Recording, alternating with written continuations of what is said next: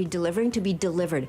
From public safety to housing and the cost of living, BC's party leaders square off in their first debate. Plus, police say 3 youths have been arrested after a disturbing attack on a teen girl in Kelowna, which was caught on video. And another CBC News exclusive on a BC Housing affordable home ownership plan in Victoria and the allegations people abused the program. Hello, I'm Michelle Ghoussoub. Thanks for joining us. Mounties in Kelowna say they have arrested 3 young people after a 13-year-old girl was attacked in a park last Friday, a disturbing incident that was caught on video. The CBC's Lindsay Duncombe has more from the girl's parents. There were more than 30 kids in the crowd. We've blurred the video and aren't showing the attack, but later in this clip, a 13-year-old girl is thrown to the ground and punched over and over. She stops moving. Dirt is kicked on her face. Her family says she has a concussion, cuts to her face, and injured ribs. We aren't identifying the victim or her family because of her age. I had to lock myself in the house for the weekend. Just that's a rage that a father should never have to feel, so I still want everybody held accountable, and I won't stop till they are. He says his daughter was lured to this lakeside park in Kelowna by a friend. Police say they identified 5 aggressors. 3 have been arrested and released with strict conditions. RCMP thanked 2 young people, one who tried to stop the fight and another who called police. Of the 30-plus people that were standing around watching and taking video, you showed compassion and made the right decision. RCMP say there were 41 incidents of youth violence in Kelowna in 2023, up from just 16 the year before. People who study teens and violence say social media makes it worse. They get caught up in the fever pitch of the moment. What happens is that people's their sense of right and wrong is corrupted when the peer group is really agitated and excited like they are in this case. Police want people to stop sharing the video. The video is degrading, and the attempt is to humiliate. The sharing of evidence can negatively impact witnesses that we have yet to interview and the prosecution of this case. The victim had just started high school. Her family says she's recovering from her injuries and receiving counseling. Lindsay Duncombe, CBC News, Vancouver.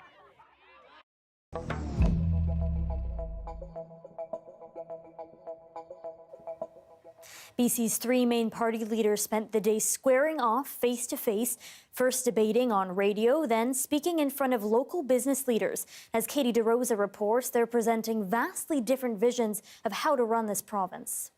You know, people are voting with their feet in terms of what we need to be doing. Speaking to a room of business leaders in Vancouver, BC Conservative leader John Rustad claims NDP leader David Eby has created an affordability crisis that has pushed what he says is a record number of people out of the province. And I get it, because after 7 years of our current government, you know, can anybody point to anything and say it's better? Rustad says if he becomes premier, he would push for BC to have more control over who comes into the province through immigration, with more of a focus on matching people's skills to job openings. We actually shouldn't be relying on Ottawa, 3,000 miles away, making those decisions on immigration. Quebec is the only province that has the power to set its own immigration levels, while other provinces are bound by federal mandates. Eby has previously called for federal housing funding to be tied to immigration levels to keep up with BC's population growth. He says his government's housing legislation is having an impact. We are the one province in Canada that showed rents coming down instead of going up. BC Green Party leader Sonia Furstenau says her party is the only one focusing on how to lift people out of poverty. We have an inequality problem in this province, and it's emerging in our communities, in our downtowns, in our growing homelessness crisis. The tone between the 3 leaders was more heated during their radio debate on CKNW, particularly over public safety. Rustad doubled down on his statement that he would direct police to ignore certain sections of federal gun laws, which ban handguns and semi-automatic weapons. There are law-abiding gun owners in this province that are being targeted for by the federal government, and I disagree with that. And so I will not see our precious dollars that are being spent on law enforcement going after law-abiding guns. Instead, I will have them going after the criminals, going after the gangs. I just find it astonishing that someone who says that public safety is a priority would take that vital tool away from police to enforce federal gun regulations against gangsters in our province. Police are lining up to say it's an absurd proposal. He wants to go after handguns, John. Are you hunting deer with handguns? With semi-automatic rifles? This isn't about hunting. A former BC police chief and Solicitor General is doubtful of Rustad's plan. If he became Premier of British Columbia, he does not have the power to direct the police to disregard a federal statute. Firstenau argues public safety is tied to poverty. The three leaders will square off again in the televised debate on October 8th. Katie DeRosa, CBC News, Victoria. And late in the day, Conservative leader John Rustad also announced a big proposed change to ICBC. Rustad says the Conservatives will end the insurance corporation's monopoly on basic auto insurance and allow for competition. He also wants to allow people with life-altering injuries after a crash to fight for support, a change he has pitched before. Rustad says the no-fault model introduced in 2021 leaves many unable to get the help they deserve. The NDP says the no-fault change helped ICBC become profitable after years of deficits. Earlier this week, the three main parties put forward their plans for public transit. The BC Greens want to make it free. The NDP are promising a rapid bus service from the North Shore to Burnaby. And the Conservatives are planning to address TransLink's growing deficit. The mayor of Port Coquitlam says while he's pleased to see the issue on the agenda, TransLink's broken funding model still needs to be addressed. TransLink will either need to come up with a new funding formula, which has to come from the provincial government because of legislation and their authority, or else they're going to have to significantly reduce their operating budget, which means very drastic cuts to service in the Metro Vancouver region. TransLink says it faces a pending structural deficit of $600 million a year. City of North Vancouver Mayor Linda Buchanan says no new funding has been committed by the province after 2025. Well, heads up for commuters. The Pattullo Bridge will be closed in both directions overnight this Sunday. The closure will begin at 10 p.m. and last until 5 a.m. for necessary inspections and repairs. Following that, expect alternating closures over the next 4 nights to finish up that work. Commuters are advised to use the Portman or Alex Fraser bridges. 2 years before CBC News revealed that dozens of people had allegedly abused a BC Housing affordable home ownership program in Victoria, the agency's leaders were warned there was a high risk the situation could become public. Our Jason Proctor brings us a CBC News exclusive.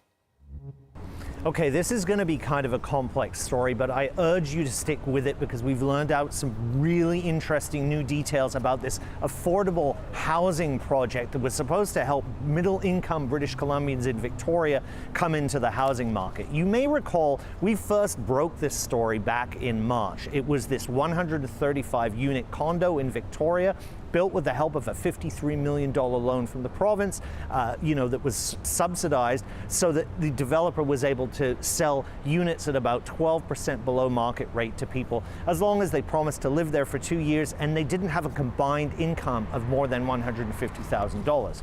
What we found out last spring is that a number of people were accused of breaking the deals of that contract, renting places out, having income that way exceeded the amount that they were supposed to have for this. We put in a Freedom of Information request, which I got back last week. 4,000 pages. I've been pouring through it, and there's a few really interesting details in this.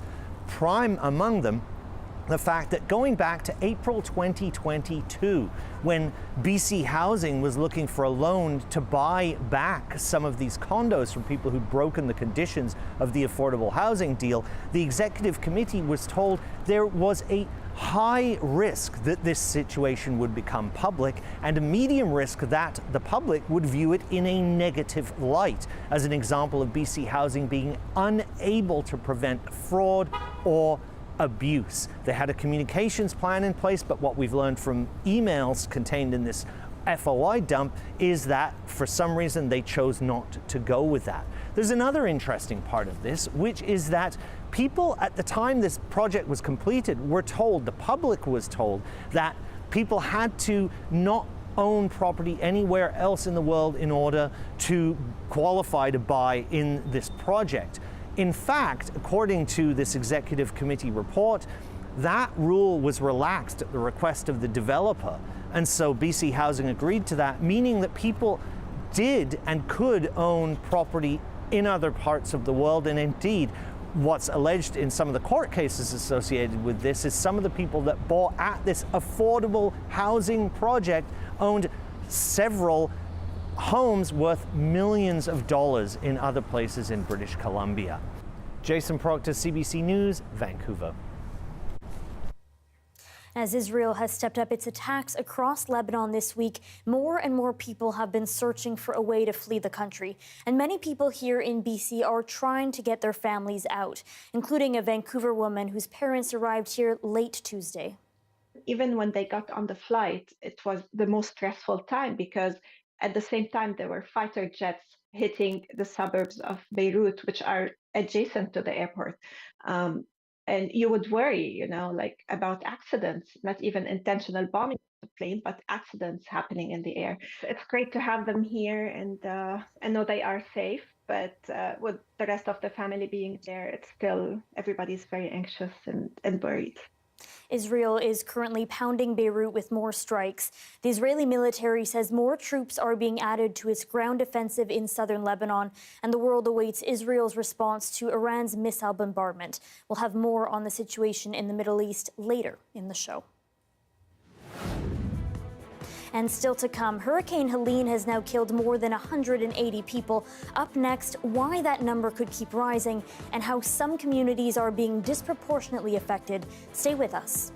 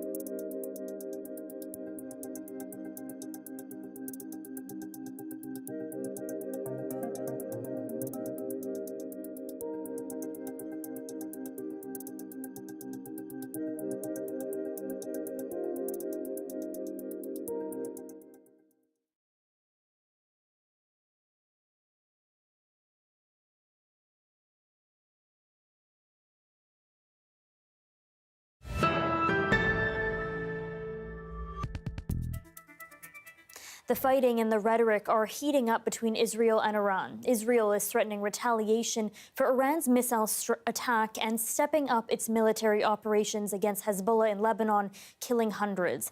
And as Chris Brown reports, Iran is now threatening more attacks against Israel. Less than 48 hours after Israel sent ground troops into Lebanon, there are funerals for Israeli soldiers. A total of 8 Israelis were killed in fighting, with 7 other soldiers injured, making it the deadliest day for its military in nearly a year of clashes with the Iran-backed militant group. We are at the height of a difficult war against Iran's axis of evil, Prime Minister Benjamin Netanyahu said in a video as he offered condolences. Israel has announced it will send more troops into Lebanon, expanding the ground war with infantry and armor. It comes a day after Iran launched a huge salvo of ballistic missiles at targets throughout Israel in response, it says, for Israel's killing of top allies, including the leaders of Hezbollah and Hamas. Iran says it struck 3 air bases and Israeli intelligence facilities, none of it confirmed by Israel, which claims most of the missiles were intercepted. But there was damage. The explosion occurred, and all the world, even here, was shaking. 83-year-old Shmulek Sakari emerged from his bomb shelter to find the blast from a nearby missile impact had blown out the windows of his home. The house was a multitude of glasses, no doors, no windows, everything, the TV flown up. With the Jewish New Year holiday Rosh Hashanah beginning, he says his emotions are conflicted.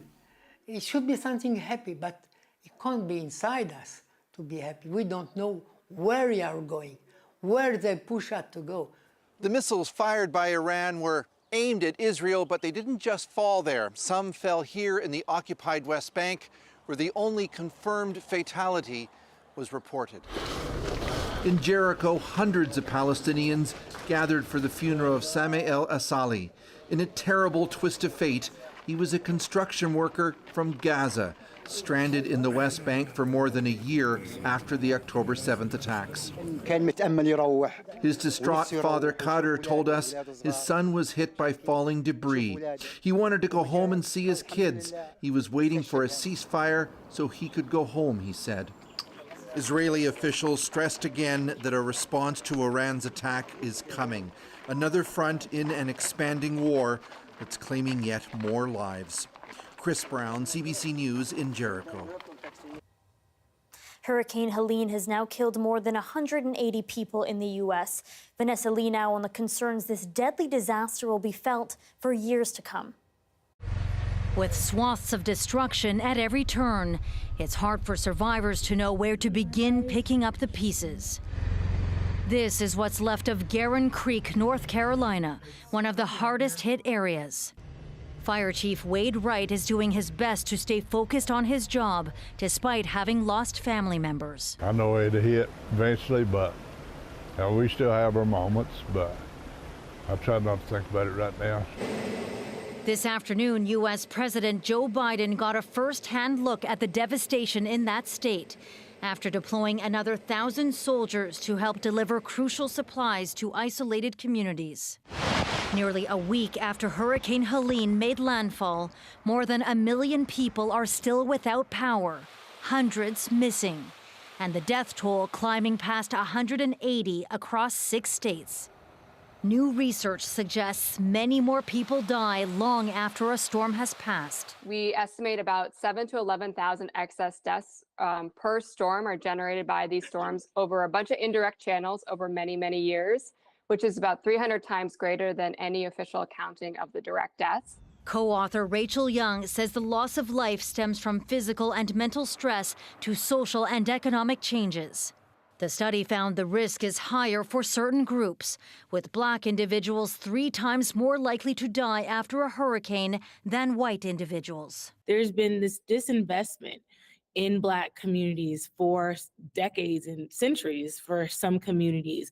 And because of that, the infrastructure that should exist in order to deal with natural disasters does not exist the same way that it may in other communities. Researchers say their findings highlight storms pose a much greater public health burden than anyone had previously anticipated. A hidden toll they hope will come into sharper focus. Vanessa Lee, CBC News, Montreal. Here's Science World. Your full forecast is next.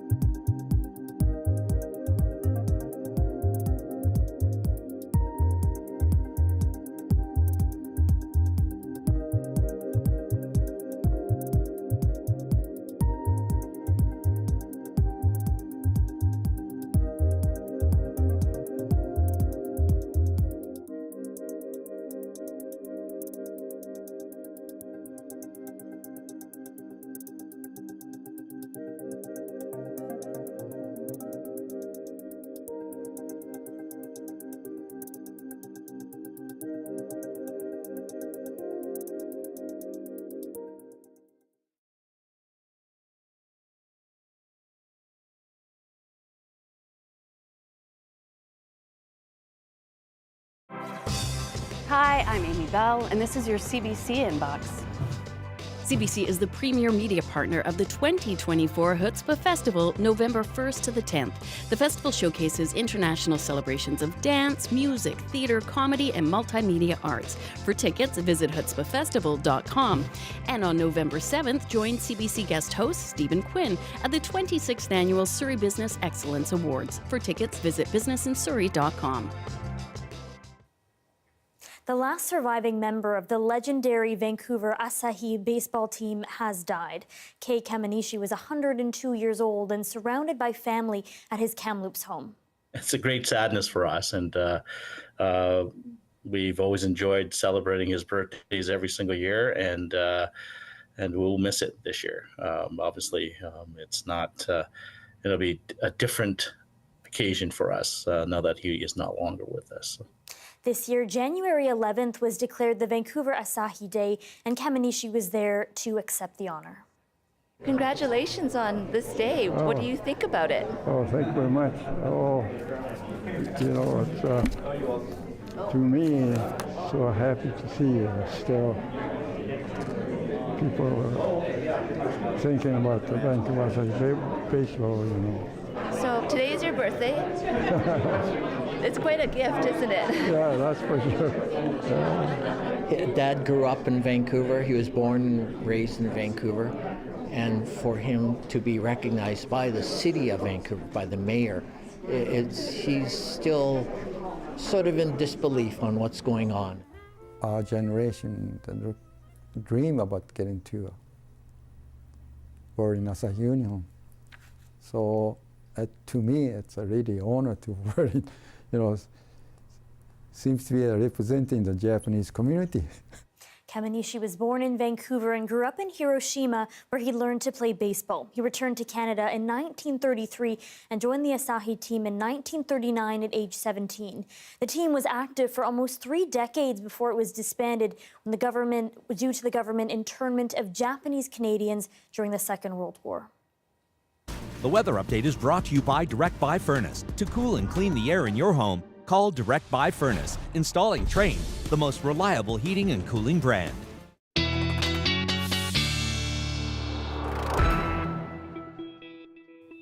Darius Maravi joins us now for a look at the forecast. What conditions are you tracking for later in the week? Well, we've got another mostly dry day tomorrow across the south coast, but we are going to have some rain move in for the North Island and then spread down by the evening. So for most people, you should see, again, some cloud moving in tomorrow across the island, taking longer to make it to the lower mainland. So we may have a cloudy morning, but then clearing out for the most part for midday, and then the cloud returns. But again, you can see that rain starting to come down, track across the island, and by tomorrow evening, there's some widespread showers. I wouldn't call this necessarily consistent rainfall, but a lot of that will come overnight. And then for much of the island, it should start to move off by the time we get to around noon, but just arriving for Vancouver tomorrow morning. The South Island should be mostly spared, maybe a few showers, but then again, that clears off for the most part after that big wave in the morning, and then just some showers really lingering throughout the day. So then mostly a dry weekend ahead for most of the island, at least maybe some showers for the west coast of the island, some rain for the North Island, but other than that, fairly dry heading into the weekend.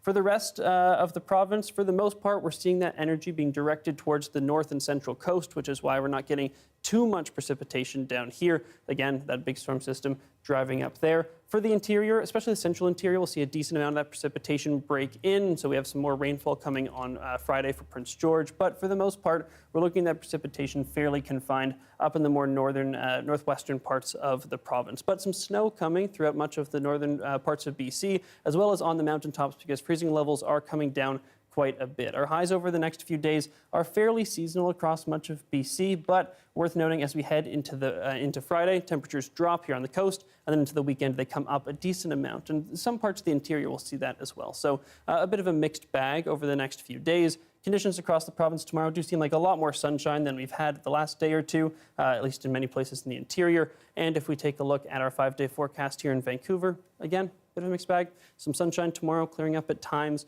and then some showery, rainy activity on Friday before a warmer weekend. All right, nice to see some sun on the weekend. Thanks, Darius. Thank you.